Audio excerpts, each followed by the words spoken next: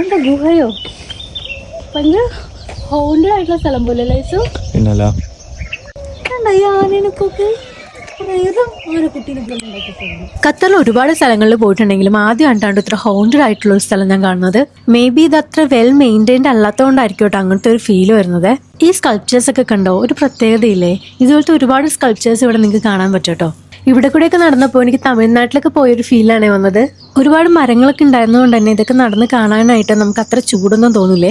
പിന്നെ ഇവിടെ ഒരുപാട് ആനിമൽസ്, ബേർഡ്സ്, ഒരു മിനി അമ്യൂസ്മെന്റ് പാർക്കും ഒക്കെ ഉണ്ട്. പക്ഷെ അതിപ്പോൾ വർക്കിംഗ് കണ്ടീഷനിലല്ലെന്ന് തോന്നുന്നത്. പിന്നെ ഇതിന്റെ അകത്ത് തന്നെ ഖത്തറി ഹെറിറ്റേജ് മ്യൂസിയം ഒക്കെ ഉണ്ട് കേട്ടോ. ഇതിന്റെ അകത്ത് നിങ്ങൾക്ക് മമ്മിഫൈഡ് ആയിട്ടുള്ള ആനിമൽസ് ആൻഡ് ബേർഡ്സ് ഒക്കെ കാണാവേ. ഖത്തറിൽ ഇതുപോലൊരു സ്ഥലമുള്ള കാര്യം എനിക്ക് അറിയില്ലായിരുന്നു കേട്ടോ. പക്ഷെ ഇവിടെ വന്നപ്പോഴത്തേക്ക് എന്തോ ഒരു പ്രത്യേകത എനിക്ക് തോന്നി. ഇതുവരെ ഞാൻ പോയതിൽ വെച്ച് ഭയങ്കര ഡിഫറെന്റ് ആയിരുന്നു കേട്ടോ ഈ സ്ഥലം. ഞങ്ങൾ പോയപ്പോൾ ഞങ്ങൾ മാത്രം ഇവിടെ ഉണ്ടായിരുന്നല്ലോ കേട്ടോ. അതുകൊണ്ട് തന്നെ ഭയങ്കര സൈലൻസ് ആയിരുന്നേ. സിറ്റിയിലെ തിരക്കൊക്കെ വിട്ട് ഇങ്ങനത്തെ സ്ഥലങ്ങളൊക്കെ എക്സ്പ്ലോർ ചെയ്യാൻ ഇഷ്ടമുള്ള ആൾക്കാർക്കൊക്കെ വന്ന് കാണാൻ പറ്റിയ ഒരു സ്ഥലമാണ് കേട്ടോ. ഇങ്ങോട്ടേക്ക് എൻട്രി ഫീസ് ഒന്നും ഇല്ല കേട്ടോ, ഫ്രീ എൻട്രി ആയിരുന്നേ. അതുപോലെ തന്നെ ഇവിടെ അധികം ആൾക്കാരും ഇല്ല, നമുക്ക് നടന്ന് വളരെ പീസ്ഫുൾ ആയിട്ട് ഇതൊക്കെ കാണാവേ. ഇതിന്റെ ടൈമിംഗ് വരുന്നത് രാവിലെ 7 മണി തൊട്ട് ഈവനിങ് 5 to 6 വരെ ഉള്ളൂ കേട്ടോ. ഇതിന്റെ ഫുൾ വീഡിയോ ഞാൻ എന്റെ യൂട്യൂബ് ചാനലിൽ പോസ്റ്റ് ചെയ്തിട്ടുണ്ട് കേട്ടോ. അതിന്റെ ലിങ്ക് ബയോയിലുണ്ട്. അപ്പൊ ഇത് മുഹമ്മദ് അൽ ദസാരി സൂ ആൻഡ് റിസർവ് ആണ്.